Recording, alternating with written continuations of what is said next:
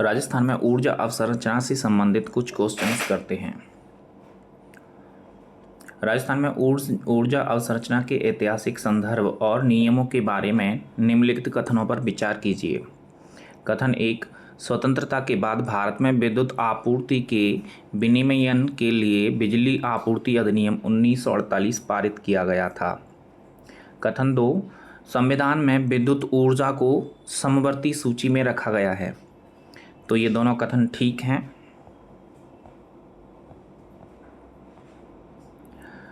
कथन 1, इसमें क्वेश्चन में राजस्थान में ऊर्जा उत्पादन की संकलित वार्षिक वृद्धि दर CAGR से संबंधित निम्नलिखित कथनों पर विचार कीजिए। कथन 1, 2020-21 से 2024-25 तक राज्य में कुल ऊर्जा उत्पादन की संकलित वार्षिक वृद्धि दर CAGR 5.55% रही है। कथन 2, विशेष रूप से गैर नवीनीकरणीय ऊर्जा स्रोतों में प्रभावशाली वृद्धि हुई है। तो फर्स्ट जो कथन है वो तो ठीक है, लेकिन सेकंड में ये कह रहा है कि गैर नवीनीकरण ऊर्जा में वृद्धि हुई है, जबकि राजस्थान में सोलर एनर्जी और विंड एनर्जी वगैरह पे ज़्यादा जोर दिया जा रहा है। तो इस हिसाब से सेकंड वाला जो ऑप्शन है वो गलत हो जाएगा। तो ओनली फर्स्ट।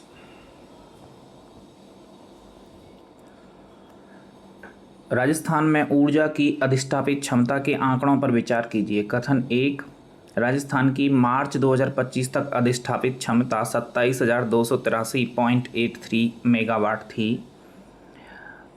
कथन 2, दिसंबर 2025 तक यह क्षमता बढ़कर 31,556.43 मेगावाट हो गई है। तो ये कथन ठीक है। मार्च 2025 तक 27,000 के आसपास थी तथा दिसंबर 2025 में 31,000 के आसपास लगभग हो गई है। तो दोनों कथन ठीक हैं।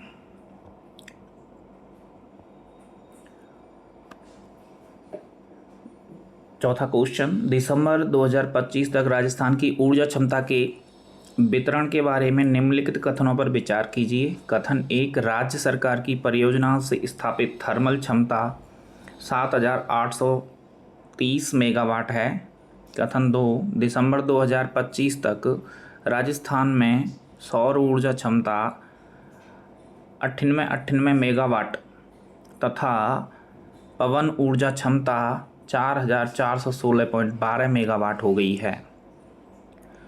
तो थर्मल जो एनर्जी है वो 7,830 मेगावाट ही है, ये भी ठीक है।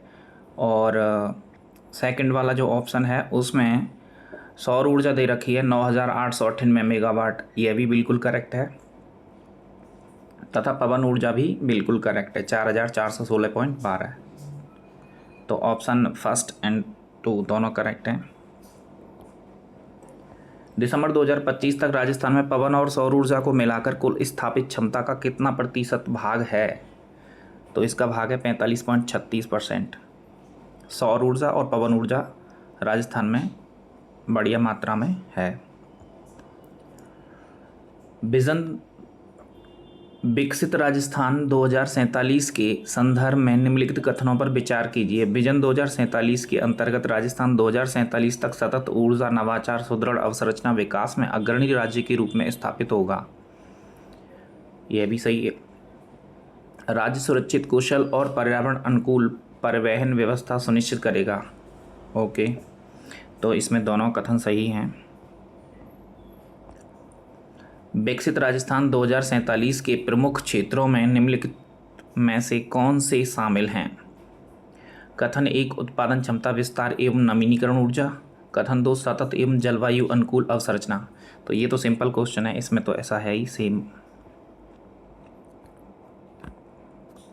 आधारभूत अवसंरचना के प्रमुख क्षेत्रों के बारे में निम्नलिखित कथनों पर विचार कीजिए। कथन 1, विद्युत उत्पादन और प्रसारण ऊर्जा उपलब्धता सुनिश्चित करते हैं।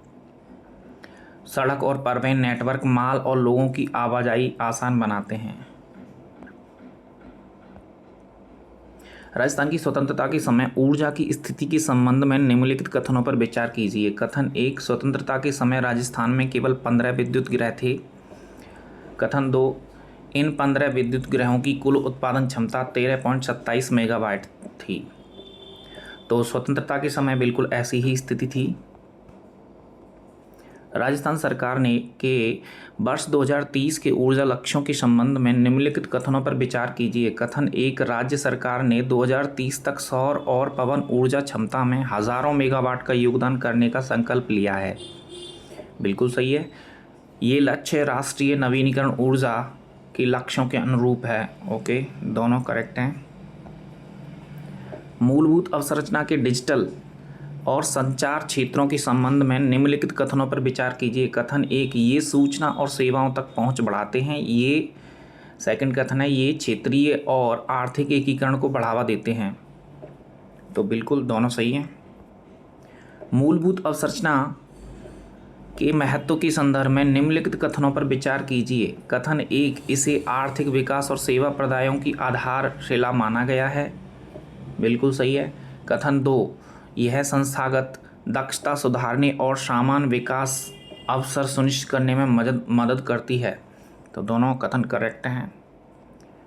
दिसंबर 2025 तक राजस्थान में सौर और पवन ऊर्जा क्षमता के संबंध में निम्नलिखित कथनों पर विचार कीजिए। कथन 1, राज्य में सौर ऊर्जा क्षमता 9,898 मेगावाट हो गई है, जो हमने थोड़ी देर पहले पढ़ा था। तो ये बिल्कुल करेक्ट है। राज्य में पवन ऊर्जा क्षमता 4,416.12 मेगावाट हो गई है, और ये भी बिल्कुल करेक्ट है।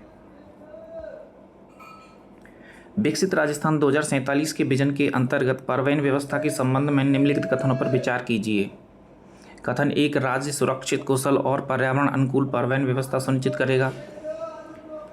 बिल्कुल सही है। कथन 2, परिवहन व्यवस्था के अंतर्गत हरित गतिशीलता को बढ़ावा दिया जाएगा। तो देखिए कौन से, दोनों सही हैं। ओके, राजस्थान के ऊर्जा परिदृश्य में ग्रीन हाइड्रोजन के संबंध में निम्नलिखित कथनों पर विचार कीजिए। कथन 1, राज्य सरकार ग्रीन हाइड्रोजन उत्पादन जैसे नए रास्तों की खोज कर रही है। कथन 2, ग्रीन हाइड्रोजन वर्तमान ऊर्जा व्यवस्था को नवीनीकरणीय ऊर्जा में रूपांतरण कर सकती है। तो कौन सी सही हैं? बिल्कुल दोनों सही हैं।